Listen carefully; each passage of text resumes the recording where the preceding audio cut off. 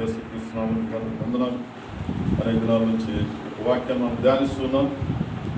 దేవుడు మనల్ని ఏర్పరచబడ్డ వంశము అని అంటున్నాడు. మనందరం కూడా చీకట్లో నుండి వెలుగులోనికి వచ్చేదాని కొరకు. కనుక ఏర్పరచబడ్డ వంశము అనగా దేవుడు ఏర్పరచుకున్న జనం. గర్భంలో నుండి దేవుడు మనల్ని ఏర్పాటు చేసుకున్నాడు. కనుక గర్భంలో రూపుకు ముందే దేవుడు మనల్ని ఏర్పాటు చేసుకున్నాడు. జగత్పునాది వేయబడకుండా దేవుడు మనల్ని ఏర్పాటు చేసుకున్నాడు. కాబట్టి అబ్రహాముని, యాకోబుని దేవుడు ఏర్పాటు చేసుకున్నాడు. అదేవిధంగా మనల్ని మాత్రమే కాదు, దేవుడు స్థలాలు కూడా ఏర్పాటు చేసుకున్నాడు. బేతేలు, అదేవిధంగా హెబ్రోను, ఈ స్థలాలు దేవుడు ఏర్పాటు చేసుకున్నాడు. కనుక దేవుడు ఏర్పాటు చేసుకున్నప్పుడు ఇశ్రాయేలీయులందరూ కూడా ఐగుప్తు దేశంలో నుంచి బయటకు వచ్చి 40 సంవత్సరాలు అడవిలో ప్రయాణం చేస్తూ ఉన్నారు. వాళ్ళు 40 దినాల్లో ప్రయాణం చేయాల్సిన ఇశ్రాయేలీయులు 40 సంవత్సరాలు ప్రయాణం చేస్తానికి కారణం ఇశ్రాయేలీయుల యొక్క సడగులేదు. కాబట్టి ఇశ్రాయేలీయులు వారి మధ్యలో నేను ఉంటే వారికి కొంచెం భయము భక్తి కలిగి నడుస్తారని దేవుడు వారి మధ్యలో ఉండాలని ఆశపడి దేవుడు ఒక ప్రత్యక్ష గుడారాన్ని వారి మధ్యలో ఉంచాడు. ఈ ప్రత్యక్ష గుడారం యొక్క నమూనా మన జీవితమే. ప్రత్యక్ష గుడారం యొక్క నమూనా పరలోక రాజ్యం. ప్రత్యక్ష గుడారం యొక్క ఛాయ కొత్త నిబంధన. ప్రత్యక్ష గుడారం యొక్క రూపము దేవుని యొక్క మందిరమే. కాబట్టి దేవుని మందిరం అంటే మనము, దేవుని మందిరం అంటే ఇది, ఇంకో దేవుని మందిరం అంటే దేవుడు ఉండే స్థలము. కాబట్టి ప్రత్యక్ష గుడారము అనగా దేవుడు ఉండే స్థలము. దేవుడు మన మధ్యలో ఉండాలని ఆశపడుతూ ఉన్నాడు. దేవుడు మనలో ఉండాలని ఆశపడుతూ ఉన్నాడు. దేవుడు మనతో ఉండాలని ఆశపడుతూ ఉన్నాడు. అందుకనే దేవుడు ఇశ్రాయేలీయులు హృదయంలోకి వెళ్ళలేక ఆ దినాల్లో ఆయన ప్రత్యక్ష గుడారం లేకున్నాడు. కానీ ఇప్పుడైతే దేవుడు ప్రభువైన యేసుక్రీస్తు వారిగా లోకంలోనికి వచ్చి ఆయన మనందరి కొరకు శిలువలో చనిపోవడం ద్వారా, మరణం జయించి ప్రభువైన యేసుక్రీస్తు వారి తిరిగి లేచడం ద్వారా మనందరూ దేవుడికి మనకు మధ్యలో ఉన్న ఆ యొక్క తెర చినిగిపోయింది. పరిశుద్ధమైన స్థలానికి, అతి పరిశుద్ధ స్థలానికి. కనుక యేసు ప్రభు ఎప్పుడైతే ఆ యొక్క భరించాడో, మరణాన్ని, ఉగ్రతను భరించాడో, ప్రభుకి మనకు మధ్యలో ఉంటే తెర చినిగిపోయినందువల్ల ఇప్పుడు దేవుడు మన హృదయాలకు ఉండేదానికి ఇష్టపడుతూ ఉన్నాడు. మన హృదయంలో ఉండాలని ఆయన యేసు ప్రభు మాట చెప్పాడు, నేను వెళ్ళిన తర్వాత మీకు ఆధారకర్తను పంపిస్తాను, ఆయన మీతో ఉంటాడు, ఆయన మీలో ఉంటాడు అని చెప్పాడు. కాబట్టి దేవుని యొక్క ఉద్దేశము ఆయన మనతో ఉండాలని, మనలో ఉండాలని దేవుడు నిశ్చయించాడు. కాబట్టి ఆ ఉద్దేశం ప్రకారం ప్రత్యక్ష గుడారాన్ని మొదటి దేవుడు ఇశ్రాయేలీయుల మధ్యలో పెట్టాడు. కనుక ప్రత్యక్ష గుడారంలో అనేక భాగాలు ఉన్నాయి. మొదటిది వచ్చేసి ఆవరణము, రెండవది వచ్చేసి పరిశుద్ధ స్థలము, మూడవది అతి పరిశుద్ధ స్థలము. కనుక మొదట ఆవరణంలో ద్వారం ఉంటుంది. ఆ ద్వారం కూడా లోపలికి వెళ్తే ఆవరణంలో 2 వస్తువులు ఉంటాయి. ఒకటి బలిపీఠము, రెండవది గంగాళము అనేది ఉంటాయి. ఈ బలిపీఠము అనే దాని గురించి మనము అనేక దినాల నుంచి ధ్యానిస్తూ ఉన్నాం. బలిపీఠంలో ఇప్పటివరకు దేవుడు ఈ బలిపీఠము అనే దాంట్లో అనేక రకాల అనుభవాలు మనం వెళ్తూ ఉన్నాం. కనుక ఈ బలిపీఠము అనే దాంట్లో దహన బలి అనేది ప్రాముఖ్యమైంది. కనుక బలిపీఠము అనే దాంట్లోనే బలి, ఈ బలిలో దహన బలి అనేది ప్రాముఖ్యమైనది. చూద్దాంలో లేవికాండము 1వ అధ్యాయము 4వ వచనంలో కొన్ని మాటలు మనం ధ్యానిద్దాం. లేవికాండము 1వ అధ్యాయము 4వ వచనం గమనించినట్లయితే, అతడు దహన బలిగా అర్పించు పశువు తల మీద తన చెయ్యి ఉంచవలను, అతని నిమిత్తం ప్రాచితం కలిగినట్లు అతని పక్షముగా అంగీకరించబడును అని రాయబడింది. కనుక అతడు దహన బలిగా అర్పించు పశువు తల మీద తన చెయ్యి ఉంచవలను అని రాయబడింది. అంటే దహన బలికి అర్పించేదానికి ఒక పశువు అవసరం. పశువే కాదు, అది కోడైనా కావచ్చు, లేదంటే ఒక పావురం అయి ఉండొచ్చు, లేదంటే ఒక దూడ అయి ఉండొచ్చు, ఒక మేక అయి ఉండొచ్చు. అదేవిధంగా మనం అంతకుముందు చాలా ఈ దహన బలి అని అర్పించేదానికి ఇట్లన్నింటినీ వాడతారు. కోడె, పావురము, తర్వాత ఒక మేక, లేకపోతే గొర్రెపిల్ల, తర్వాత ఒక ఎద్దు, ఇవన్నీ కూడా వాడతారు. కాబట్టి ఇక్కడ మనం గమనించినట్లయితే దహన బలి రూపముగా దహన బలిగా అర్పించు పశువు అని తల మీద తన చెయ్యి ఉంచవలెను అని రాడు. కనుక దాని బలి అర్పించడానికి చెయ్య అనేది ఉంచాలంట యాజకుడు. కాబట్టి చెయ్యి ఉంచటము అంటే అర్థం ఏంటంటే, మామూలుగా మనము బాప్తీసం తీసుకున్న తర్వాత తల మీద చేయి ఉంచుతారు. మన తల మీద దానికి కారణం ఏంటంటే హెబ్రీలు రాసిన పత్రిక 6వ అధ్యాయం 1వ వచనంలో ఒక మాట రాయబడింది. హెబ్రీలు రాసిన పత్రిక 6వ అధ్యాయం 1వ వచనం. కాబట్టి నిర్జీవ క్రియలు విడిచి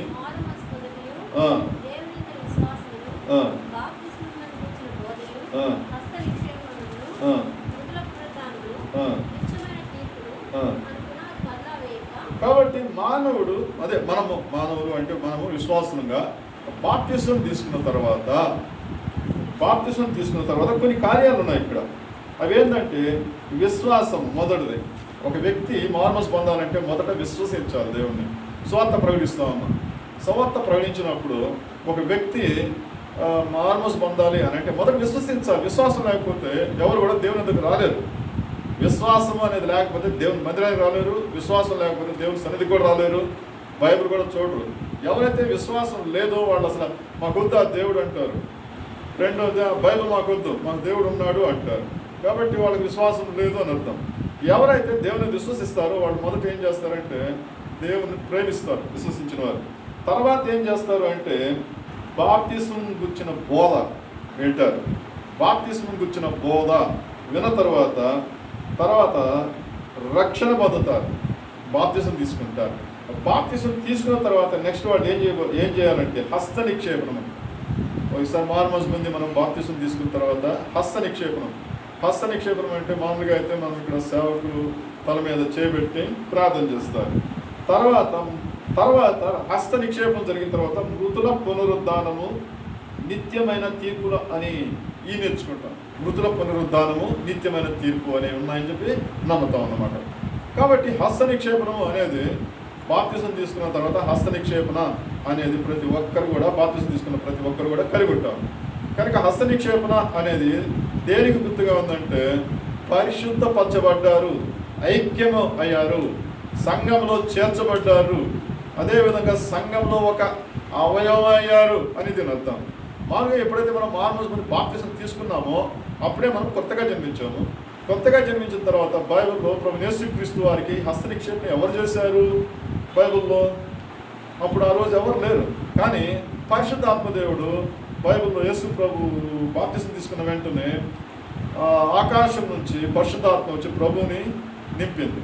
పరిశుద్ధాత్మ నింపినప్పుడు అక్కడ ఏం జరిగిందంటే పావురం వల్ల ప్రభు యేసుక్రీస్తు పరిశుద్ధాత్మ నింపినప్పుడు బాప్తిసం ఇచ్చి యోహాను ఒక మాట అంటున్నాడు, ఎవరి మీద అయితే పరిశుద్ధాత్మ ఇతడు ఆయన ప్రభు యేసుక్రీస్తు వారు అని చెప్పి బాప్తిసం ఇచ్చి యోహాను తెలుసుకొని ఈయనే దేవుని గొర్రెపిల్ల అని చెప్పి ఆయన గురించి సాక్ష్యం ఇచ్చాడు.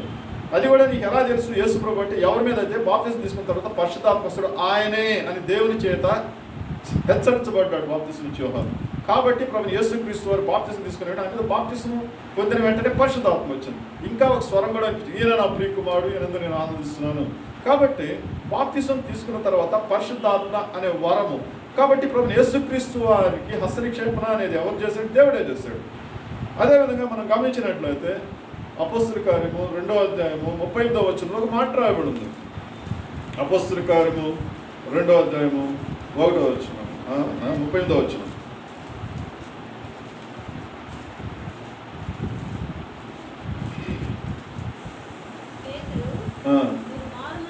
మీరు మారుమనసు పొంది పాప క్షమాపణ నిమిత్తము యేసుక్రీస్తు బాప్తిసం పొందుడు, అప్పుడు మీరు పరిశుద్ధాత్మ వరము పొందుదురు అని రాయబడి ఉంది. కాబట్టి బాప్తిసం తీసుకున్న వెంటనే మనందరికి కూడా ఎవరైనా సరే ప్రతి ఒక్కరికి పరిశుద్ధాత్మ వరం పొందుతాం. మనం ఎప్పుడైతే బాప్తిసం తీసుకుంటామో అంటే దానికి ముందు మనం పశ్చాత్తాపడాలి, అయ్యో నేను పాపిని ప్రభా అని. ఆ తర్వాత మనం ప్రభు సన్నిధిలో ఒప్పుకోవాలి, ప్రభా నీ రక్తంతో నన్ను కడుగు నాయనా అని. ఆ తర్వాత మనము రక్తము గుర్చిన వాగ్దానం పొందాలి, నా పాపాలు క్షమించబడ్డాయి. ఇదిగో ఈ వాక్యం ద్వారా బాప్తిస సాక్ష్యాలు మనం పొందుతాం. కాబట్టి అందరినీ క్షమాపణ అడుగుతాము. తర్వాత మనం బాప్తిసం సంబంధించిన సాక్ష్యాలు తీసుకుంటాం.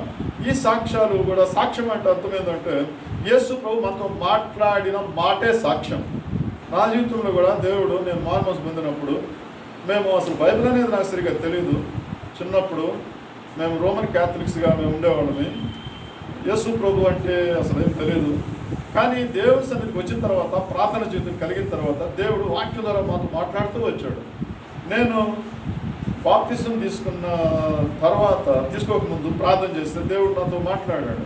అంటే మాట్లాడటం అంటే వాక్యం ద్వారా. నేను యెషయా గ్రంథము 43వ అధ్యాయము, యెషయా గ్రంథం 43వ అధ్యాయం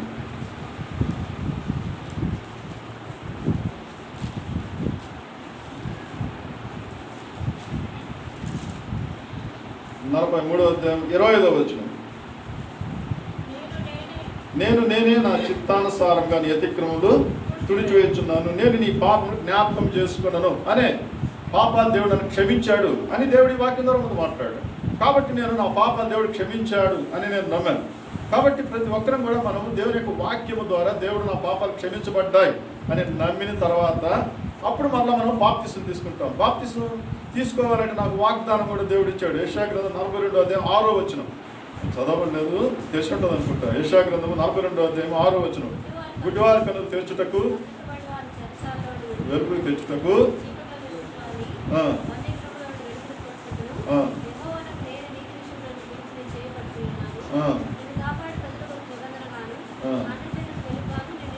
కాబట్టి నేను బాప్తిసం తీసుకోవాలి ప్రభువా అని అన్నప్పుడు దేవుడి వాగ్దానం. దానికి ముందు ఇంకా దేవుడు చాలా మాట్లాడుతున్నాడు. మామూలుగా ఇవన్నీ నేను సాక్ష్యం చెప్పే సమయం కాదు ఇది. కాబట్టి ఈ విధంగా మనకి ఎందుకు చెప్తున్నానంటే కన్ఫర్మేషన్. యేసు ప్రభు నాతో మాట్లాడాడు, నా పాపాలు క్షమించాడు అన్న తర్వాత బాప్తిసం తీసుకున్నాం.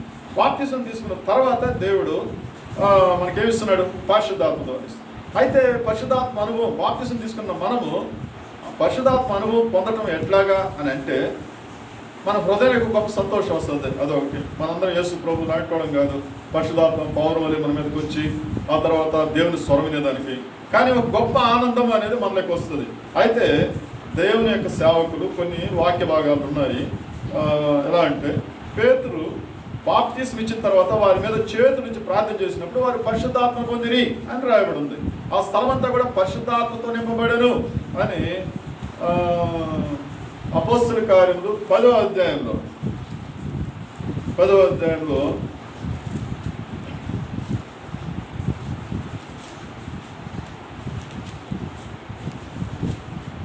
అపోస్తల కార్యం 10వ అధ్యాయం 44వ వచనం. పేతురు ఈ మాటలు ఇంకా చెప్పుచుండగా బోధ విన్న వారందరూ కూడా పరిశుద్ధాత్మ దిగిందంట వారి మీదకి. ఇంకో దగ్గర కూడా ఉంది, పౌలు వాక్యం చెప్తూ ఉంటే వాళ్ళంతా కూడా మారుమనసు పొందిన తర్వాత ఎవరి మీద అయితే చేతులు వేసి వాళ్ళందరూ కూడా పరిశుద్ధాత్మ పొందినారంట. ఒకసారి ఫిలిప్పు ఒక ఆయన ఉన్నాడు. ఫిలిప్పు కాలంలో ఫిలిప్పు ప్రార్థన చేస్తూ ఉంటే అందరూ పరిశుద్ధాత్మతో నింపబడ్డారంట ఫిలిప్పు జీవితంలో. అంటే అది అపోస్తల కార్యము 8వ అధ్యాయంలో రాయబడింది. కాబట్టి అక్కడికి సీమోను అనే గారడవాడు వచ్చి, అయ్యా నేను డబ్బులు ఇస్తాను, ఈ డబ్బులు తీసుకొని నేను కూడా ఎవరి మీద చేతులు పెడితే వాడు పరిశుద్ధాత్మ నా మీదకి వచ్చేటట్టు నాకు కూడా ఈ కృప అని అడిగారు. అప్పుడు పేతురు తిట్టాడు వాళ్ళతోని, నీతికి విరోధి, నీ డబ్బు నీ దగ్గరే ఉంచుకో, దేవుని యొక్క ఆత్మను దెబ్బతో కొందాం అనుకున్నావా అని గట్టిగా అరిచినప్పుడు అతను, అయ్యా నన్ను క్షమించు, నా కోసం ప్రార్థన చేయి అని అతను పశ్చాత్తాపడ్డాడు. కాబట్టి దేవుని యొక్క సన్నిధి వారి చేతి నుంచి ప్రార్థన చేసినప్పుడు పరిశుద్ధాత్మ అనేది వాళ్ళ మీదకి వస్తుంది. అందువల్లే దేవుడు మన కొరకు పౌలు ఎబ్రీయులకు రాసిన పత్రిక ఇందాక 6వ అధ్యాయం దాంట్లో చదువుకున్న హస్త నిక్షేపణ అనేది పెట్టాడు. కాబట్టి హస్త నిక్షేపణ అంటే అర్థం ఏంటంటే పరిశుద్ధాత్మ మన మీదకి దైవ సేవకులు.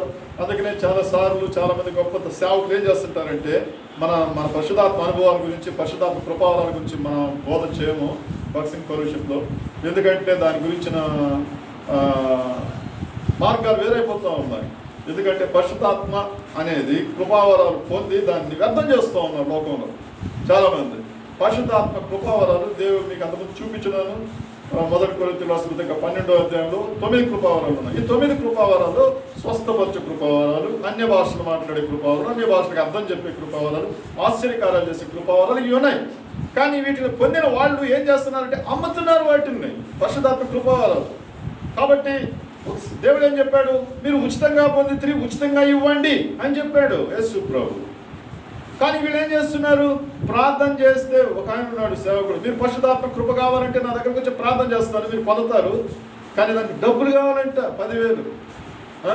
చూడండి ఎంత భయంకరమో. దేవుడిచ్చిన కృప స్వస్థపరచబడాలంటే రండి స్వస్థ పొందండి, కానీ దానికి మనీ కాబట్టి వాళ్ళు ఏం చేస్తున్నారు? దేవుని కృప అనేది వాళ్ళు మొదటేమో ప్రార్థన చేయంగా దేవుని సన్నిధిలో పరిశుద్ధంగా జీవిస్తే ఇస్తాడు దేవుడు పరిశుద్ధాత్మ కృప వల్ల.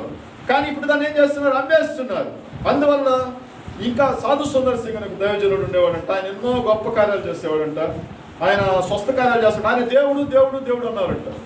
అందువల్ల భగత్ సింగ్ గారు కూడా కరాచీలో వాక్యం చెప్తా ఉంటే పాకిస్తాన్లో ప్రజలు అందరూ అగ్ని చేత నింపబడ్డారంట. అక్కడ ఉండే వాళ్ళంతా కూడా కొన్ని వందల మంది పరిగెత్తుకుంటూ వచ్చారంట. ఇంట్లో ఉండే వాళ్ళు పరిగెత్తుకుంటూ వచ్చారంట అగ్ని చేత కాల్చబడి. ఆయన వాక్యం చెప్తా అంటే అగ్ని కుమ్మరించబడిందంట. ఇవన్నీ చూసినప్పుడు భగత్ సింగ్ గారిని వాళ్ళు హెచ్చరించడం మొదలు పెట్టారంట. అయ్యా ఆయన గొప్ప యేసు ప్రభు అని. అప్పుడు భగత్ సింగ్ గారు తీర్మానంకి వచ్చాడు, అమ్మో ఈ విధంగా ఉంటే దేవుడు ప్రజలను మళ్ళీ హెచ్చిస్తారు. అయ్యా నేను హెచ్చవలసినది కాదు, నేను తగ్గవలసిన నువ్వు హెచ్చవలసి ఉన్నది. ఈ కృపావరాలతో కాదు, దేవుని యొక్క వాక్యాన్ని మాత్రమే ప్రకటించాలి, దేవుని వాక్యమే నేను మార్చాలి, అంతే తప్ప ఈ పరిశుద్ధాత్మ ద్వారా చేస్తే నేనే హెచ్చించబడుతున్నాను అని భగత్ సింగ్ గారు కొంచెం వాటిలన్నింటినీ పక్కన పెట్టి తర్వాత కేవలం యేసు ప్రభు యొక్క సువార్త మాత్రం మనం ప్రకటించాలి అనే దాన్ని నేర్పించాడు. కానీ దానివల్ల ఇప్పుడు కొన్ని సంవత్సరాలు భగత్ సింగ్ గారు చనిపోయాడు. ఆయన ఏమో కొన్ని వేల సంఘాలు కట్టాడు. కానీ మనం మాత్రం ఆ పరిశుద్ధాత్మ యొక్క అనుభవాలని పక్కన పెడుతున్నాం. కానీ మనము ఇక్కడ హస్త నిక్షేపణ అనే దానికి కారణం ఏంటంటే దైవ సేవకులు తల మీద మనం ప్రార్థన చేసినప్పుడు వాళ్ళలో ఉండే పరిశుద్ధాత్మ శక్తి మనలోకి వస్తుంది. ఉదాహరణకు బైబిల్లో చిన్న మాట చూపించి మనం ముందుకెళ్దాం. అపొస్తలుల కార్యములు 3వ అధ్యాయము. అక్కడ ఒక శృంగారం అనే దేవాలయం దగ్గర ఒక పుట్టినది మొదలుకొని కుంటివాడు ఉన్నాడు అన్నమాట. పుట్టినది మొదలుకొని కుంటివాడు ఉన్నప్పుడు అతను దగ్గరికి పేతురు యోహాను శృంగారం దేవాలయం దగ్గరికి వస్తా ఉంటే అతని దగ్గర ఉన్న డబ్బులు దొరకతాయా అని ఇలా ఎదురు చూసినప్పుడు ఆయన వెండి బంగారాలు మాత్రమే కానీ చదువుతామా? అపొస్తలుల కార్యము 3వ అధ్యాయం. వెండి బంగారాలు మాత్రమే కానీ నాకు కలిగిందే నీకు ఇచ్చున్నాను. కుడి చేయి పట్టుకుని లేవ నెత్తుననుంది. కాబట్టి కుడి చేయిలా ఎప్పుడైతే పట్టుకున్నాడో పేతురులో ఉండే పరిశుద్ధాత్మ శక్తి కుంటి వాళ్ళకి వెళ్ళిపోయింది అన్నమాట. కాబట్టి పరిశుద్ధాత్మ శక్తి అనేక రకాలుగా ప్రయాణం చేస్తుంది. ఒక్కోసారి మాటల ద్వారా కూడా ప్రయాణం చేస్తుంది. మనం ఇక్కడ కూర్చొని మాట్లాడుతుంటే అక్కడ పరిశుద్ధాత్మ కార్యాలు చేస్తాడు. కొంతమంది సెల్ ఫోన్లో ప్రార్థన చేస్తే అక్కడ బాగా అవుతూ ఉంటారు. కాబట్టి మనం ఇక్కడ విశ్వాసంతో మాట్లాడితే దూరంగా మైక్ ద్వారా వినేవాళ్ళు బాగా అవుతున్నారు. ఇన్ని విధాలుగా ప్రయాణం చేస్తూ ఉంటుంది పరిశుద్ధాత్మ దేవుని యొక్క కార్యాలు. అదేవిధంగా ట్రాన్స్ఫర్మేషన్ మన చేతుల్లోంచి ప్రయాణం చేస్తుంది. చూడండి, ప్రభు యేసుక్రీస్తు వారు వస్త్రములో నుంచి పరిశుద్ధాత్మ దేవుడు ప్రయాణం చేసి 12 సంవత్సరాల నుంచి రక్తస్రావం కలిగిన స్త్రీ వస్త్రాన్ని తాకిన వెంటనే ఏమైపోయింది? స్వస్థత వచ్చేసింది. ఎక్కడి నుంచి వచ్చింది? ప్రభు యేసుక్రీస్తు వారి యొక్క వస్త్రంలో కూడా పరిశుద్ధాత్మ శక్తి ఉంది అని దాని అర్థం. ఒకసారి పౌలు వెళుతూ ఉంటే ఆయన నీడబడ్డ వాళ్ళు కూడా స్వస్థపరచబడ్డారని ఉంది. ఒకసారి పేతురు వెళుతూ ఉంటే పేతురు ఆయన కంట కర్చీపులు అట్లా తగిలించిన వాళ్ళు కూడా బాగయ్యారంట. కాబట్టి పరిశుద్ధాత్మ దేవుడు అనేక రకాలుగా ప్రయాణం చేస్తాడు. మన చేతిలోంచి ప్రయాణం చేస్తాడు, వస్త్రాల్లోంచి ప్రయాణం చేస్తాడు, మన మాటల్లోంచి ప్రయాణం చేస్తాడు. అదేవిధంగా మనం సెల్ ఫోన్లలో మాట్లాడితే దాంట్లోంచి కూడా ప్రయాణం చేస్తాడు. కాబట్టి అనేక రకాలుగా ప్రయాణం చేస్తాడు. మైక్లోంచి కూడా పరిశుద్ధాత్మ దేవుడు ప్రయాణం చేస్తాడు. కాబట్టి ఈ విధంగా పరిశుద్ధాత్మ ప్రయాణం చేస్తాడు. అయితే మారుమనసు పొందిన ప్రతి ఒక్కరు, బాప్తిసం తీసుకున్న ప్రతి ఒక్కరికి కూడా హస్త నిక్షేపం ద్వారా వాళ్ళలో ఉండే పరిశుద్ధాత్మ శక్తి బాప్తిసం తీసుకున్న వాళ్ళకి రావాలని హస్త నిక్షేపణ అనేది ఏర్పాటు చేస్తారు. దానికి మన సేవకులు కూడా ఇప్పుడు చేస్తూ ఉంటారు. కాబట్టి ఆ హస్త నిక్షేపణ ఇచ్చేవాళ్ళు ఎలా ఉండాలంటే పరిశుద్ధాత్మ శక్తి పొందిన వారిగా ఉంటేనే పరిశుద్ధాత్మ వాళ్ళకి ట్రాన్స్ఫర్. మనలోని పరిశుద్ధత లేకపోతే ఎదుటి వాళ్ళకి పరిశుద్ధాత్మ ఎలా వస్తుంది? కాబట్టి మనం కూడా సేవకులు అనేవాడు కూడా పరిశుద్ధాత్మతో నింపబడేవారుగా ఉండాలి. సరే, ఇప్పుడు మరలా మనము లేవికాండము 1వ అధ్యాయం 4వ వచనంలోకి వెళ్దాం. లేవికాండము 1వ అధ్యాయము 4వ వచనంలో అక్కడ ఇంకొక సందర్భము రాయబడి ఉంది. అక్కడ ఏం రాయబడి ఉందంటే అతని నిమిత్తము ప్రాయచిత్తము కలుగునట్లు అది అతని పక్షముగా అంగీకరించబడును అని రాయబడింది. కాబట్టి ఇక్కడ మనం జాగ్రత్తగా గమనించాలి. దేవుని యొక్క వాక్యంలో దేవుని యొక్క వాక్యంలో చాలా మర్మాలు ఉంటాయి. బైబిల్ చూసేదానికి చాలా కష్టంగా అనిపిస్తుంది. చదవుతా ఉంటే అర్థమే కాదు ఒక్కోసారి బైబిల్. చదువుతూ ఉంటాం, మనం ఫార్మాలిటీగా చదువుతూ ఉంటాం. బైబిల్ టక టక టక టకనే చదివేస్తాం. ఈరోజు ఎన్ని అధ్యాయాలు చదివి 3 అధ్యాయాలు చదివేస్తారు, 6 అధ్యాయాలు చదువుతాం. 6 అధ్యాయాలు చదివి సంవత్సరం ఒకసారి బైబిల్ కంప్లీట్ చేస్తాం అనుకుంటాం, కానీ బైబిల్ మాత్రము లైన్ టు లైన్ ధ్యానిస్తూ చదివితేనే. మొదట బైబిల్ పరిచయం చేసుకోవాలి. మనము మొదట బైబిల్ని ఒక 2-3 సార్లు ఫుల్గా చదివేసి 4-5 సార్లు చదివేస్తే బైబిల్ మనకు పరిచయం అయిపోతుంది. బైబిల్ మొత్తం ఆదికాండం నుంచి ప్రకటన వరకు. తర్వాత ధ్యానించడం మొదలు పెట్టాలి. ధ్యానిస్తూ ఉండేటప్పుడు బైబిల్లో ఉండే మర్మాలు చాలా బయలుపరచబడుతున్నాయి. డిఎల్ మూడి ఒక ఆయన దైవజనుడు 100 సార్లు బైబిల్ చదివి 101 సార్లు బైబిల్ చదువుతూ ఉంటే ఆయన అన్నాడు, ఇప్పుడు కూడా బైబిల్ నాకు అర్థం కాలేదు అన్నాడు. బైబిల్ మనకు చూసేదానికి ఏం గ్రంథాలు ఇవి? ఆదికాండం 4-5 అధ్యాయాలు, తర్వాత యెహోషువ గ్రంథము, ఆ తర్వాత న్యాయాధిపతులు, ఆ తర్వాత రూతు గ్రంథము, ఆ తర్వాత సమయాలు, మొదటి సమయాలు, రెండో సమయాలు, రాజులు, రెండో రాజులు, మొదటి ఇదే కదా. కీర్తనలు, సామెతలు, ప్రసంగి, ఆ తర్వాత చిన్న గ్రంథాలు, యెషయా, అవి, తర్వాత కొత్త నిబంధన, మత్తయి 4 సువార్తలు, ఇదే కదా బైబిల్ అనుకుంటాం. కానీ బైబిల్లో చాలా విషయాలు దేవుడు మన కొరకు దాచిపెట్టి ఉంటాడు. అందువల్లే బైబిల్ ఇదే కదా అనుకుంటాం.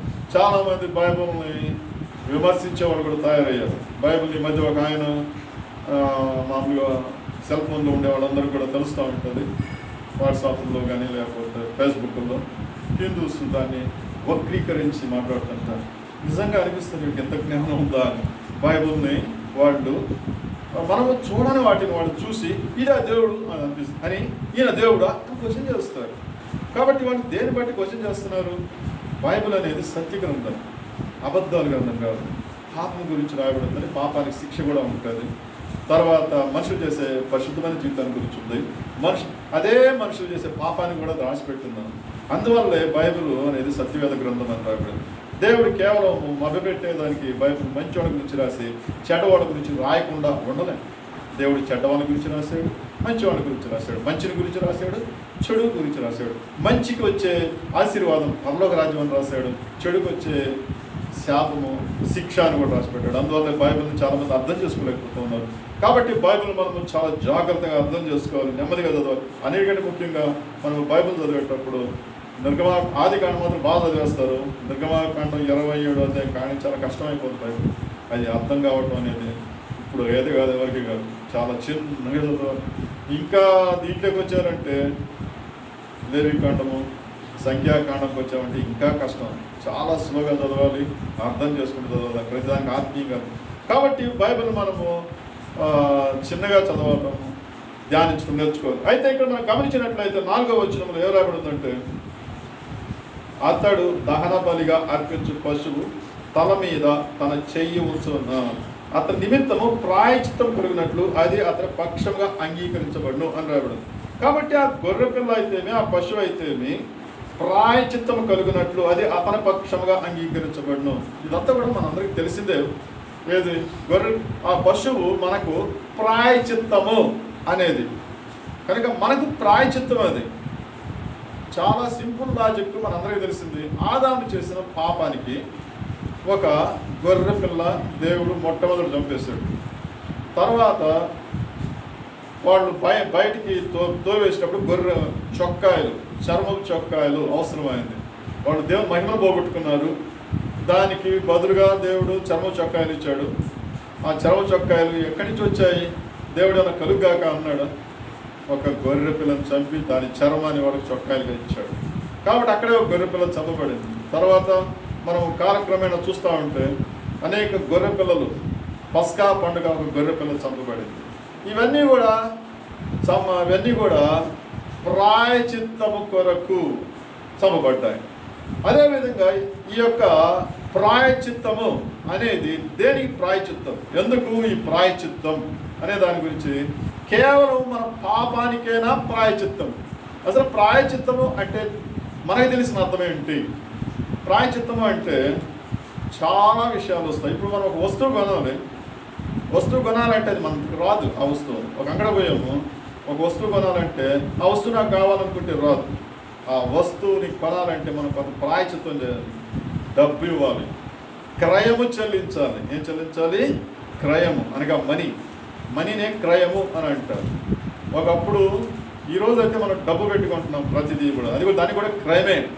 మనం డబ్బులు ఇస్తేనే వస్తువులు వస్తాయి, డబ్బు ఇస్తే ఇళ్ళు వస్తుంది, డబ్బు ఇస్తే బట్టలు వస్తాయి, డబ్బులు ఇస్తే సెల్ ఫోన్లు వస్తాయి, డబ్బులు ఇస్తే దేన్నైనా సరే డబ్బుతో కొనాలి, దాన్ని క్రయము అని అంటారు.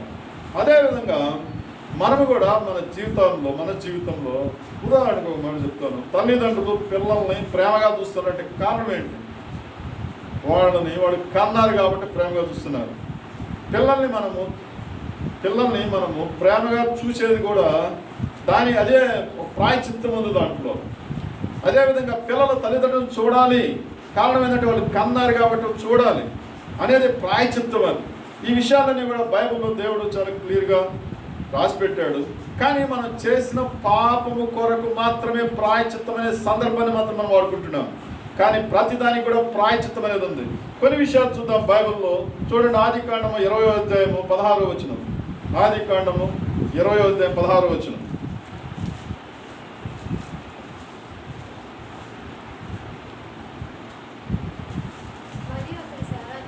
మరియు అబ్రహాం అంటున్నాడు శారాతో,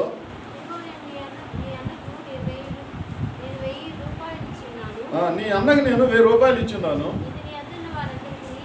నీ వద్ద ఉన్న వారందరికీ.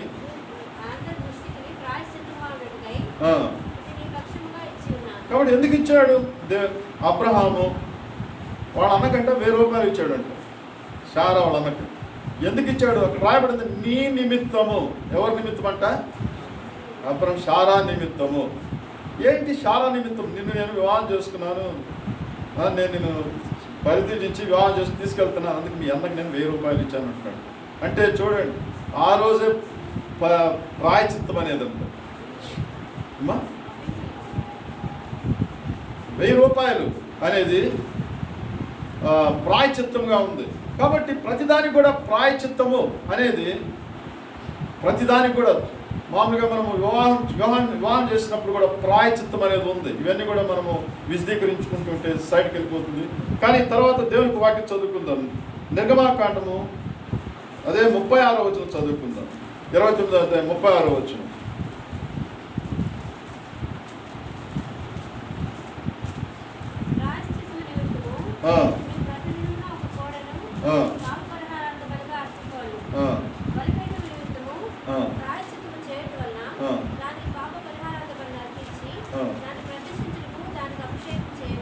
కాబట్టి ప్రాయశ్చిత్తము అనేది దేని కొరకు అంటే ప్రతిష్ఠించేదాని కొరకు.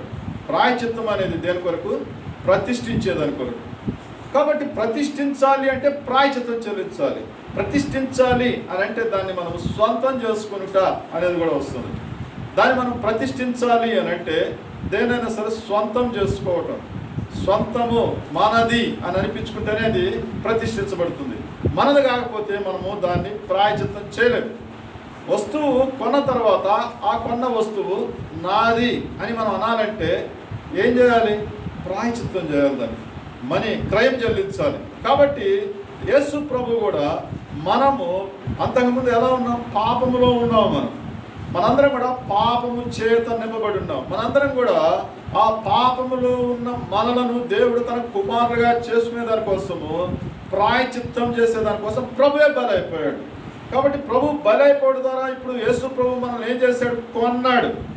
1 కొరింథీయులకు రాస్తుంది, దేవుడు మనల్ని కొన్నాడు, దేవుడు మనల్ని కన్నాడు అని రాస్తుంది.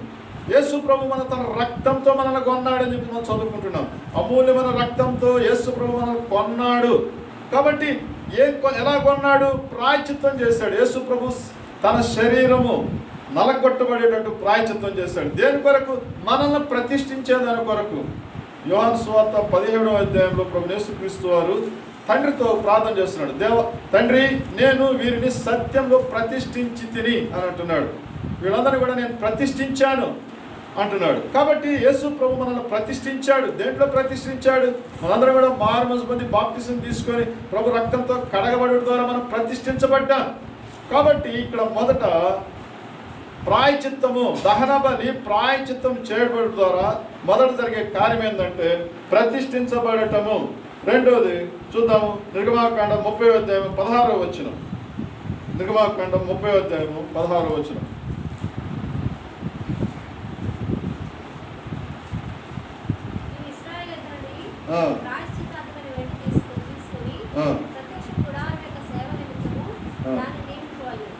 కాబట్టి ఒక్కోసారి వెండితో కొనాలంట దాన్ని,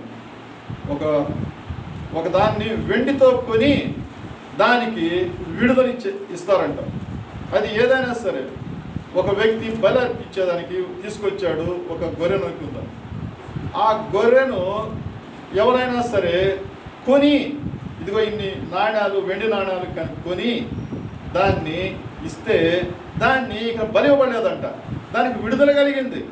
కాబట్టి ఆ యొక్క వెండి నాణ్యాలు ఏం చేస్తారంటే దేవుని యొక్క సన్నిధిలో, ప్రభు కొరకు దేవుని యొక్క సన్నిధిలో, దేవుని యొక్క మందసం దగ్గర దేవుని యొక్క పరిచయ కొరకు అవి ప్రతిష్ఠించబడుతుందంట ఆ వెండి.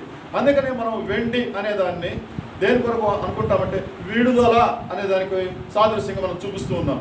కనుక వెండి అనేది మనకు విడుదల చేస్తుంది. దేవుడే చెప్పాడు, వెండినే కోరుకున్నాడు, బంగారాన్ని కోరుకోలేదు. అక్కడ వెండి నాణ్యాలు ఇచ్చి అక్కడ ప్రాయశ్చిత్తం చేయబడతాడు. అందుకనే ఒకసారి ఒక వ్యక్తి ఉన్నాడు, తప్పు చేశాడు. ఆ మనిషికి తప్పు చేసినప్పుడు అతనికి శిక్ష వేస్తారు. ఆ శిక్ష వేసినప్పుడు అతడు భరించాలి. కానీ ఎవరైనా అతడు భరించే శిక్షకు బదులుగా వెండి అనే దాన్ని ఉపయోగించి అతను కానీ విడుదల చేస్తే అతడు స్వతంత్రం అవుతాడు అని రాయబడింది ఇంకో దగ్గర కూడా.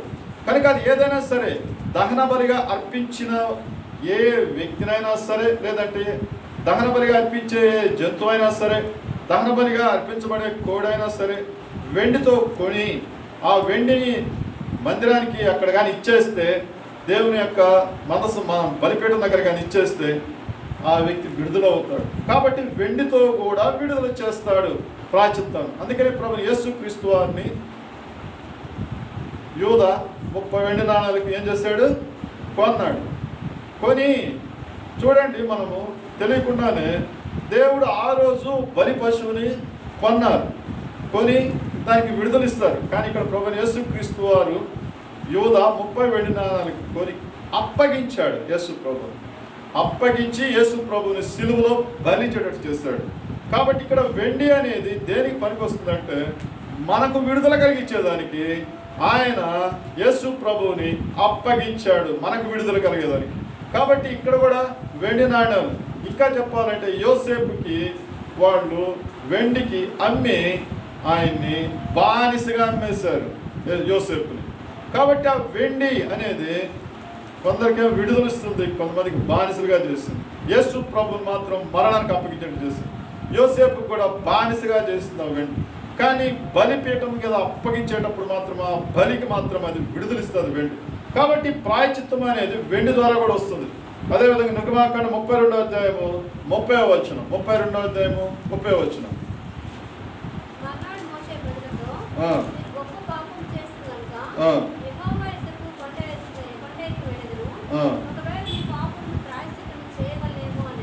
కాబట్టి దేవుని యొక్క సన్నిధిలో ప్రాయశ్చిత్తము అనేది ఇంకా ఎక్కడి నుంచి వస్తుంది? ప్రార్థన ద్వారా వస్తుంది. మోషే అంటున్నాడు, మీరు చేసిన దోషాలు, మీరు చేసిన పాపానికి దేవుని సన్నిధిలో నేను మొరపెడతాను, దేవుడు కానీ క్షమిస్తే మీరు విడుదల పొందుతారు. కనుక ఇంకా మనము ఈ ప్రాయశ్చిత్తము అనేది ప్రార్థన ద్వారా. అందుకే మనం కూడా ఈ దినాల్లో అయితే మనం చేసిన పాపాలకి యేసు ప్రభు బలి అయిపోయాడు. కాబట్టి మనం ఇప్పుడు బలి ఇవ్వాల్సిన అవసరం లేదు. ఎందుకంటే యేసు ప్రభువే మనందరి కొరకు ప్రాయశ్చిత్తం అయిపోయాడు. ఆయన మనందరి కొరకు సిలువలో ప్రాణం పెట్టాడు. కాబట్టి ప్రభు యేసుక్రీస్తు వారు ఇప్పుడు మనం ఏమి గొర్రె పిల్లల ద్వారా కానీ లేదంటే దాని ద్వారా మనం ప్రాయశ్చిత్తం అవసరం లేదు. అయితే ఒకటి మనం దేవుని సన్నిధిలో పశ్చాత్తాపడి ప్రార్థన చేయడం ద్వారా, మనం దేవుని సన్నిధిలో మన పాపం ఒప్పుకొనడం ద్వారా, ప్రార్థన ద్వారా దేవుడు మనకు విడుదల, అనగా మనము ప్రభు సన్నిధిలో పరిశుద్ధపరచబడుతున్నాం, ప్రతిష్ఠించబడుతున్నాం ప్రార్థన ద్వారా. కాబట్టి ప్రార్థన ద్వారా మనము దేవుని సన్నిధిలో విడుదల పొందుతున్నాం. చూడండి, లేవికాండము 4వ అధ్యాయము 26వ వచనం. లేవికాండము 4వ అధ్యాయము 26వ వచనం.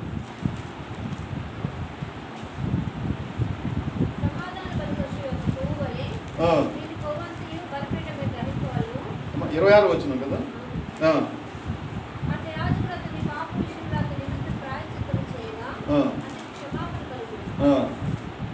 కాబట్టి మనము ప్రాయశ్చిత్తం చేసిన ప్రాయశ్చిత్తం అనేది మనకి ఏం తీసుకొస్తుందంటే క్షమాపణ తీసుకొస్తాము. అయితే అక్కడ ఏం జరగాలంట, క్రొవ్వు అంతా కూడా దహించాలంట. క్రొవ్వు అంతా ఏం కావాలంట, కాల్చివేయబడాలంట. కొవ్వు అనేది మామూలుగా మనము ఈ లోకంలో కొవ్వు అనే దానికి ఒక గుణం ఉంది మనకు, గర్వము అనే ఒక గుణం. కనుక మనము దేవుని సన్నిధిలో గర్వము లేదంటే అతిశయము, ఇంకా తిరుగుబాటుదనం, ఇంకా మనలో ఉండే ఈ లోక సంబంధ శరీర గుణాలు, శరీరము మనము మామూలుగా ఈ లోక సంబంధంగా శరీరము కానీ బాగుంటే కొవ్వుతో పోలుస్తాం. కాబట్టి ఇవన్నీ కూడా మనము ఏం కావాలంటే దహించేయాలంటే, కాల్చివేయబడాలంట. అవన్నీ కూడా కాల్చివేయబడాలి. కొలసీలు రాసిన పత్రికలో ఉంది. అవన్నీ కూడా తీసివేయబడాలి. మనలో ఉండే శరీర క్రియలన్నీ కూడా చంపివేయాలి అని రాయబడి ఉంది 3వ అధ్యాయంలో 5వ వచనంలో. వాటిలన్నింటినీ కూడా మనం శరీర క్రియలన్నింటినీ కూడా ఏం చేయాలి, చంపివేయాలి. చంపివేయటం అంటే దేవుని సన్నిధిలో ప్రార్థన ద్వారా మనము ప్రభు సన్నిధిలో తగ్గించుకోవాలి. పౌలు అంటాడు ఒకసారి, నేను దేవుని వాక్యం బోధించిన తర్వాత భ్రష్టున్నైపోకుండా నన్ను నేను నలగొట్టుకుంటున్నాను అంటాడు. నేను నలగొట్టుకుంటున్నాను అంటే దాని అర్థం ఏంటంటే తను తాను తగ్గించుకుంటున్నాడు. దేవుని వాక్యం బోధించిన తర్వాత చాలాసార్లు సాతాను బయలుదేరుతుంది. మనము దేవుని వాక్యాన్ని బోధించిన తర్వాత వెంటనే సాతాను అనేది మనల్ని ఆక్రమిస్తుంది. మనము ప్రార్థన చేసిన వెంటనే సాతానుడు మనల్ని అటాక్ చేస్తుంది. అందుకనే మనము ప్రార్థన చేసాం కదా అని మనం ఎప్పుడు మనం అతిశయించకూడదు, తగ్గించుకోవాలి. దేవుని సన్నిధిలో ప్రార్థన చేసాము అని అనుకున్నామంటే వెంటనే సాతాను ఏదో ఒకటి తీసుకొస్తుంది. అది ఈ రోజు నుంచే కాదు, మొదటి నుంచి కూడా. దేవునికి బలర్పించాడు కయ్యను, వెంటనే సాతాను దూరింది కయ్యనులోకి. కాబట్టి అందుకనే కయ్యను యొక్క అర్పణ దేవుడు అంగీకరించలేదు. ఇంకా బైబిల్ గ్రంథంలో చూస్తే అబ్రహాము దేవునికి దహన బలి అర్పించాడు. సాతాను శారా ద్వారానే చేసేసింది, హాగర్ని తీసుకొని వెళ్ళి పెళ్లి చేసుకోని. కాబట్టి అంత మాత్రమే కాదు, యోధా జీవితంలో కూడా యోధా దేవుని యొక్క బలలో పాలు పొందాడు. వెంటనే సాతాను దూరి రాత్రి వేళ వెళ్ళిపోయి యేసును అప్పగించేదానికి చేసింది. ఇంకా ఇలాంటివి చాలా ఉన్నాయి బైబిల్లో. చూడండి, గలతీయులకు రాసిన పత్రిక 5వ అధ్యాయము, గలతీయులకు రాసిన పత్రిక 5వ అధ్యాయం 13వ వచనం. గలతీ రాసిన పత్రిక 6వ అధ్యాయం, క్షమించండి, 6వ అధ్యాయము 14 వచ్చిన చదువుకుందాం. అయితే మన ప్రభు అయిన యేసు క్రీస్తు శిలువ యందు తప్ప మరి దేని యందును అతిశయించడం నాకు దూరమగును గాక. దాని వలన నాకు లోకమునకు నేను సిలువ వేయబడి ఉన్నాను అని రాయబడింది. కాబట్టి సిలువ వేయబడి ఉన్నాము. మామూలుగా పౌలు చాలా అతిశయిస్తూ ఉంటాడు. నేను గమలీయేలు పాదాల దగ్గర చదువుకున్నాను, తర్వాత నేను బెన్యామీను గోత్రికుడును, ధర్మశాస్త్రం అంతటి కూడా క్షుణ్ణంగా నేను తెలుసుకున్నాను. ఈ విధంగా చాలా అతిశయించున్నాడు. మొదట్లో నేను ఇట్లాగా గమలీయేలు పాదాల దగ్గర సెనహెరీబు సభలో అధ్యక్షుడిని, ఒక సభ్యుడిని ఇలాగ ఎంతోగా నశించేవాడు. కానీ చివరిలో ఇప్పుడు అంటున్నాడు పౌలు, నేను శిలువ యందు తప్ప మరి దేని యందును అతిశయించడం నాకు దూరమగును గాక. నా చదువు, నా యొక్క కులం, నా యొక్క గోత్రము, నా యొక్క తెలివి, ఇవన్నీ కూడా వీటిని చూడటం లేదు. సిలువలో మాత్రమే నేను అతిశయిస్తున్నాను, వీటన్నిటిని కూడా నేను తీసేస్తున్నాను, అతిశయించి నాకు దూరమగును గాక అని అంటున్నాడు. అంటే ఏమవుతాను, తనకుండే జ్ఞానము, తనకుండే శక్తి, తనకుండే బలము, తనకుండే తెలివంతా పక్కన పెట్టేస్తాడు. కాబట్టి ఏమవుతుంది అంటే ఒక విధంగా కొవ్వంతటిని కూడా ఏం చేశాడు, కాల్చివేశాడు. కొవ్వంతటిని ఏం చేస్తున్నాడు, కాల్చివేస్తూ ఉన్నాడు. కనుక మనం ఏం చేయాలి, దేవుని సన్నిధిలో తగ్గించుకోవాలి. ఇంకో దగ్గర రాయబడి ఉంది, 1 కొరింథీయులకు రాసిన పత్రిక 2వ అధ్యాయం,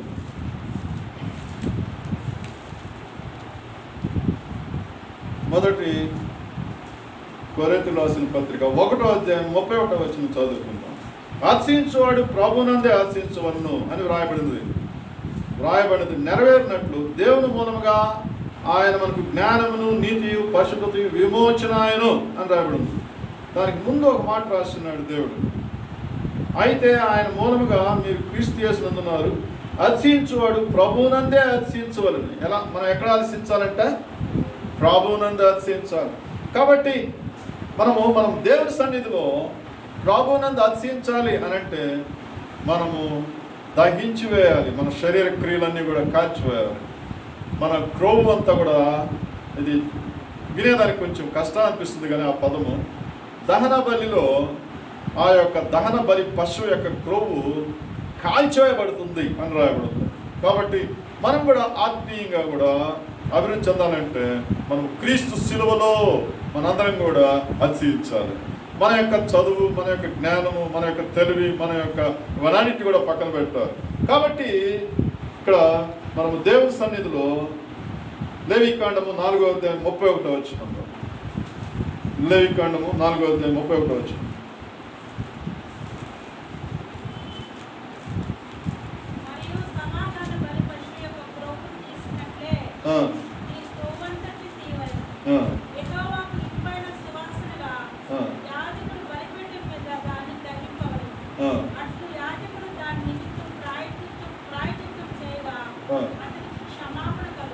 కాబట్టి ఇక్కడ మనం జాగ్రత్తగా గమనిస్తే, గత వారం కూడా మనము కొన్ని దీని గురించి ధ్యానించాము, కానీ ఇప్పుడే ధ్యానించట్లేదు దాని గురించి. కానీ ఇక్కడ క్రోవు దహిస్తేనంటే అది దేవుని కంట ఇంపైన వాసన అంట.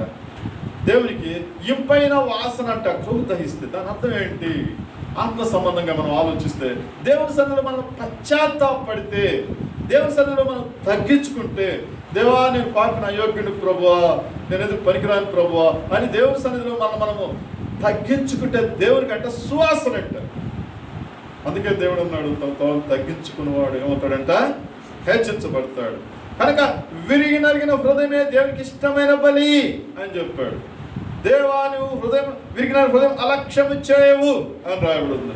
కనుక దేవుడు దేని కోరుకుంటున్నాడు అంటే విరిగి నలిగిన హృదయము. దేవుని సన్నిధిలో మనము ఆయనకి ఇంపైన సువాసనగా ఉండాలి అని అంటే మనం ఇచ్చే ఆరాధన కూడా ఆరాధిస్తూ ఉంటాం. మనం ప్రభువా నాకేమీ ఇచ్చేవయ్యా, విరిగిన హృదయంతో ఇదిగో ఈ ఆరాధన నీకు చెల్లిస్తున్నానని చెప్పి మనం ఆరాధిస్తూ ఉంటాం. అనగా దేవుడు మనల్ని ఇంపైన వాసన అనేది ఎక్కడొస్తుందా మనకంటే, మనం దేవుని సన్నిధిలో తగ్గించుకొని మనలో ఉండే దోషాలు, మనలో ఉండే ఈ లోక సంబంధమైన స్వభావాలన్నీ అగ్ని చేత కాల్చబడ్డప్పుడు అది దేవునికి ఇంపైన సువాసనగా ఉంటుందంట. దేవునికి ఇష్టమైందంటే అది. అందుకే దేవుడు గత దినాలు మనం చదువుకోవడం అనేక సార్లు ఆయన విరిగిన హృదయంలో నివసించాలని కోరుకుంటున్నాడు. విరిగిన హృదయం ఎక్కడైతే ఉంటుందో అక్కడ దేవుడు నివసించాలని కోరుకున్నట్టుగా యెషయా గ్రంథము 57:15 రాబడి చదవబడలేదు. కాబట్టి దేవుడు ఎక్కడ కోరుకుంటాడంటే విరిగిన హృదయంతో దేవుని ఆరాధన. విరిగిన హృదయం కలిగిన మనం కూడా దేవుని సన్నిధిలో తగ్గించుకొని ప్రార్థన చేయటం వాళ్ళు చేసుకోవాలి. తగ్గించుకుంటూ ఉండడం ద్వారా దేవునికి అంటే అది ఇంపైన సువాసన అంట. అనగా దేవుడు మన హృదయాన్ని చూస్తున్నాడు. మనల్ని మనం సరి చేసుకోవటాన్ని ఇష్టపడుతున్నాడు. మనం తగ్గించుకోవటాన్ని ఇష్టపడుతున్నాడు. దేవుని సన్నిధిలో మన యొక్క హృదయాన్ని ప్రభుకు సమర్పించడాన్ని దేవుడు ఇష్టపడుతూ ఉన్నాడు. కాబట్టి అదే దేవునికి ఇంపైన సువాసన. దీని ద్వారా దేవుడు మనకు పాప క్షమాపణ అనేది దేవుడు ఇస్తూ ఉన్నాడు. కనుక మనము దేవుని సన్నిధిలో దహించి వేయాలి ఆ కోరి. ఇంకా మనము చూద్దాం 5వ అధ్యాయం 18, లేవికాండం 5వ అధ్యాయము 18వ వచనం. లేవికాండము 5వ అధ్యాయము 18వ వచనం.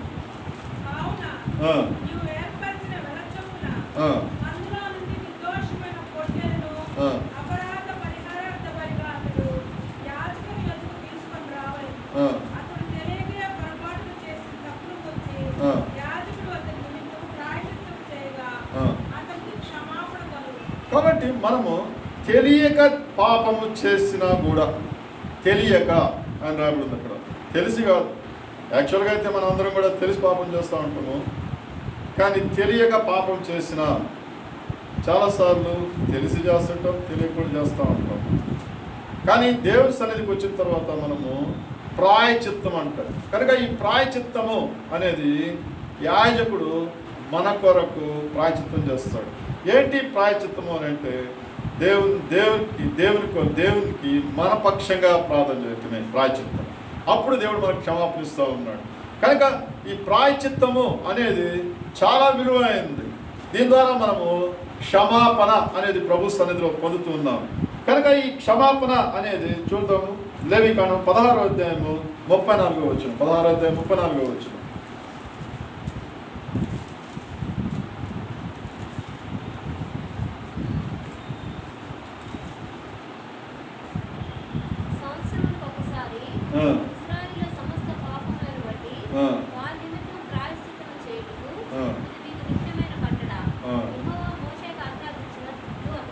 కాబట్టి సంవత్సరానికి ఒకసారి ఇశ్రాయేలు అందరి కొరకంట యాజకుడు ఒకసారి అతి పరిశుద్ధ స్థలం దగ్గరికి వెళ్ళి ఒక బలిని తీసుకెళ్తాడు. కాబట్టి ఇది నిత్యమైన కట్టడంటే నియమం కనుక సంవత్సరం ఒక్కసారి ఇశ్రాయేలు అందరి కొరకు. కనుక దేవుడు ప్రజలందరి కొరకు ప్రభువైన యేసుక్రీస్తు వారు సిలువలో ఒక్కసారి రక్షణ మనందరి కొరకు సిలువలో చనిపోయాడు. ఒక్కసారి మరలా యేసు ప్రభు మనందరి కొరకు చనిపోలేదు, ఒక్కసారి మాత్రమే ఆయన సిలువలో చనిపోయాడు. దాని ద్వారా మనందరికి కూడా ఈ లోకంలోని మనందరికి కూడా రక్షణ అనేది వస్తూ ఉంది. అదే నిత్యమైన కట్టడ. ప్రభు సిలువలో ప్రభు యేసుక్రీస్తు వారు ఒక్కసారి చనిపోయాడు. ఆయన చాలాసార్లు చాలామంది ఏం చేస్తుంటారంటే పశ్చాత్తాపము అనేది ఒకసారి యేసు ప్రభు సిలువలో మనం మారుమనసు పొంది బాప్తిసం తీసుకున్న తర్వాత మరలా మనము ప్రభు నా పాపాలు క్షమించు, నా దోషాలు క్షమించు అని మనం అనాల్సిన అవసరం లేదు. ఎందుకంటే ప్రభు మన పాపాలని ఒకసారి క్షమించేశాడు. ఇక నేను జ్ఞాపకం చేసుకున్నాను నీ పాపాలు అని రాయబడి ఉంది. దేవుడు అంటే మన పాపాలు జ్ఞాపకం చేసుకోడంట. భగత్ సింగ్ గారు ఒక చిన్న ఎగ్జాంపుల్ చెప్తూ వచ్చాడు. ఒక మనిషికి శరీరంలో అనారోగ్యం వస్తుంది. అనారోగ్యం వచ్చినప్పుడు ఆపరేషన్ చేస్తారు. ఆపరేషన్ చేసిన తర్వాత ఆ శరీరంలో ఉండే ఆ యొక్క అనారోగ్యం అంతా పోతుంది. కొన్ని రోజులకి ఏమవుతుందంటే కొత్త శరీరం వస్తుందంట, కొత్త ఆరోగ్యం వస్తుంది.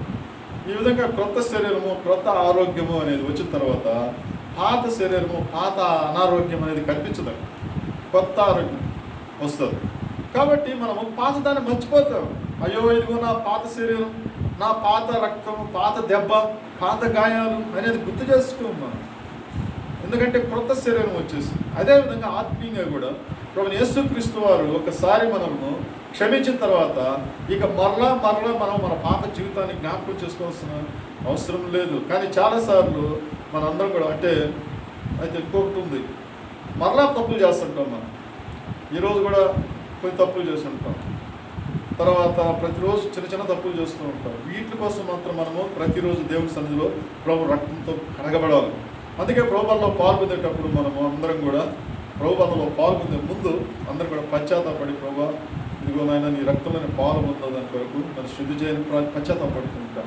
అందుకనే ప్రభువైన యేసుక్రీస్తు వారు కూడా సిలువలో బలలో పాలు పొందుతూ సిలువ ముందు పేతురుతో అన్నాడు, పాదాలు కడుగుతూ ఉన్నాడు. ప్రభువా నా పాదాలు కడగద్దు అన్నాడు పేతురు.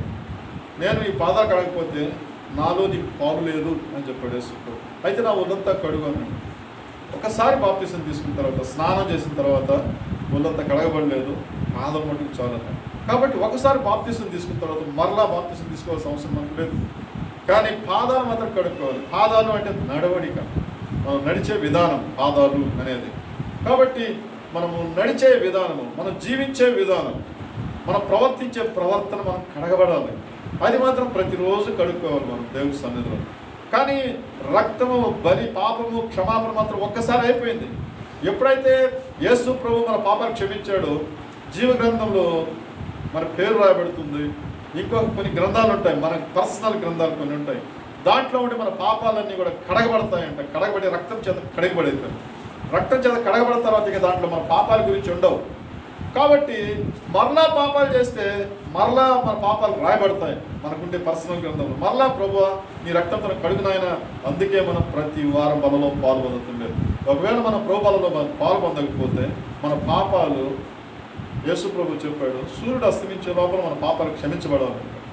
ఒకవేళ ఈరోజు ఉండే పాపం రేపుడికి కూడా ఉంచుకున్నామంటే, ఈరోజు ఉండే పాపం ఇంకా ఒక వారం ఉంచుకున్నామంటే, ఈ వారం బాప్తిసం బలలో పాల్పొందకుండా ఇంకొక వారం ఉంచుకున్నామంటే, ఈ విధంగా పాపాలు ఎక్కువైపోతూ ఉంటాయి. పాపము పరిపక్వమై మరణానికి అంటదంట. కానీ మరణము అంటే 1 కొరింథీయులకు రాసిన పత్రిక 11వ అధ్యాయము 29వ వచనంలో ఒక మాట రాబడింది. మనకందరికి తెలిసింది ఆ మాట ఏముంది, కొంతమంది మొదట బలహీనులు అవుతారు, తర్వాత రోగులు అవుతారు, ఆ తర్వాత నిద్రిస్తున్నారు అని రాయబడింది. కనుక మొదట వాళ్ళు బలహీనలు అవుతారు. బలహీనత అనేది ఎందుకు వస్తుంది ఆత్మీయ జీవితాల్లో అంటే, మనము ప్రభు సన్నిధిలో ప్రతిదినము కడుక్కోవాలి పరిశుద్ధంగా. మన ఆత్మీయ జీవితాన్ని ప్రతిదినము మనము ప్రభువా ఈ దినం నేనేం తప్పు చేశాను, ఈరోజు నేను ఎలా ప్రవర్తించాను అనేది కడుక్కోవాలి. అలా కడుక్కోకుండా పర్వాలేదులే అలవాటు అయిపోయింది చాలామందికి. పర్వాలేదులే చాలాసార్లు మనము మనం చేసింది రైట్ అనుకుంటూ ఉంటాం, మనం అనుకుందే కరెక్ట్ అనుకుంటూ ఉంటాం. అవతల రైట్ కాదు, మనదే రైట్ అనుకుంటాం. మళ్ళా దాని విషయంలో పశ్చాత్తాపడము మనము. అవన్నీ కూడా అలాగే పక్కకు వదిలేస్తాం. ఎవరు చూడలేదులే మనం చేసిన తప్పులు అనుకుంటాం. కానీ ఆ తప్పులు ప్రభు దగ్గర ఉంటాడు, ప్రభు చూస్తూ ఉంటాడు. ఆ విషయాన్ని ఎప్పుడు మర్చిపోకూడదు. మనము నిందలేస్తూ ఉంటాము, తర్వాత ఇతరులను తిడుతుంటాము, ఇతరుల మీద అవమానముగా మాట్లాడుతాము. అవన్నీ మనం పట్టించుకోము. ఏమద్రే ప్రభు చూడలే అనుకుంటాం. మనుషులను ఎవరు పట్టించుకోవట్లేదు, నన్ను ఎవరు క్వశ్చన్ చేయట్లేదు కదా, అయ్యే ఉందిలే అనుకుంటాం. కానీ అవన్నీ ప్రభు కౌంట్ చేస్తూ ఉంటాడు. కౌంట్ దేవుడు చేయడు. మన ఒక పర్సనల్ గ్రంథం ఒకటి ఉంది మనకి. అవన్నీ కూడా రేపు పరలోక రాజ్యంలో చూస్తాం. గ్రంథాలు ఇవ్వబడతాయి. ప్రతి ఒక్కరు చేసే వాని క్రియ చొప్పున ప్రతి వానికి దేవుడు సిద్ధపరచబడ్డ జీతం అనేది ఒకటి వస్తూ ఉంది. ఆ జీతం తీసుకోవాలంటే గ్రంథాలు ఇవ్వబడాలి. ఆ గ్రంథాలు ఇప్పితే మన చరిత్ర పుట్టినప్పటి నుంచి చనిపోయేంత వరకు బాప్తిసం తీసుకున్న తర్వాత చరిత్ర కూడా అక్కడ ఉంటుంది. అందుకని మనం ప్రతి దినము యేసు ప్రభుని రక్తంతో నన్ను కడుగునాయనా అని ప్రార్థన చేసుకోవాలి. అలా మనం ప్రభువుకి మనం కానీ ప్రాయచిత్త బలి పొందకుండా పర్వాలేదులే, ఎవరు చూస్తారులే మనలను అని మనం అనుకుంటే దెబ్బతింటాం. రేపు ప్రభు ఇచ్చే బహుమానం ఎలా ఉంటుందంటే కష్టంగా ఉంటుంది. అందుకనే మనము ప్రతి దినము దేవుని సన్నిధిలో ప్రభువుని మన యొక్క ప్రాయచిత్త బలి అప్పగిస్తూ ఉండాలి. ఆ ప్రాయచిత్త బలి అంటే ఏంటంటే ప్రభు సన్నిధిలో మనం సరి చేసుకోవడమే. ప్రభు సన్నిధిలో బలలో పాలు పొందేటప్పుడు అంటే వారానికి ఒకసారి. కానీ సిలువలో శిష్యులు యేసు ప్రభువు పరిశుద్ధాత్మ పొందిన తర్వాత, సంఘము ఏర్పడిన తర్వాత అనుదినము బలలో పాల్పొందారండి కదా, అనుదినము బలలో పాల్పొందారండి. కనుక మన అందరం కూడా ప్రభు సన్నిధిలో యాక్చువల్గా అయితే అనుదినము బలలో పాల్పొందే అనుభవం రావాలి. అనగా ప్రతి దినము మనం దేవుని సన్నిధిలో పశ్చాత్తాపడే అనుభవం రావాలి. కాబట్టి మనము ఏముందలే అని అనుకోవద్దు. ఆత్మీయ జీవితాల్లో దేవుని వాక్యంలో దేవుడు మొత్తం మాట్లాడినప్పుడు మాత్రమే కాదు, ప్రతిరోజు కూడా మనం దేవుని సన్నిధిలో అనుదినము బలలో పాల్పొందే అనుభవం రావాలి. అదే దేవుని సన్నిధిలో ప్రాయచిత్తం. కాబట్టి దేవుడు ఒక్కసారే మన అందరి కొరకు సిలువలో చనిపోయాడు. కానీ ప్రతిదినం మాత్రం మనం ప్రభు రక్తాన్ని మనం జ్ఞాపకం చేసుకుంటూ ప్రాయచిత్తం కావాలి. తర్వాత మనం దేవుని వాక్యం చూద్దాం. చూడండి, సంఖ్యాకాండము 15వ అధ్యాయము 28వ వచనం.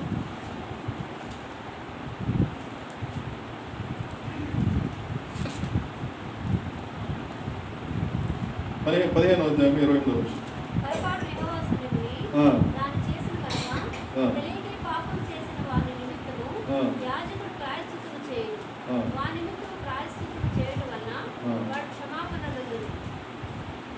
కాబట్టి దేవుని సన్నిధిలో మనము క్షమాపణ అనేది ప్రతిదినము మనము ప్రభు సన్నిధిలో పశ్చాత్తాపడం ద్వారా మాత్రమే వస్తుంది.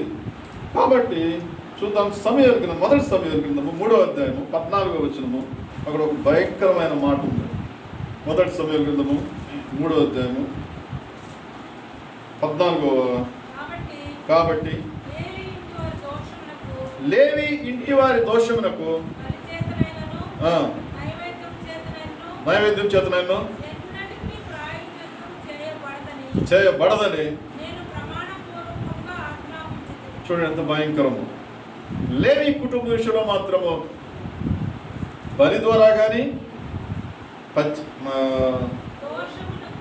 దోషమునకు, అదే ఏలి ఇంటి వారి దోషమునకు బలి చేతనైనను నైవేద్యము చేతనైనను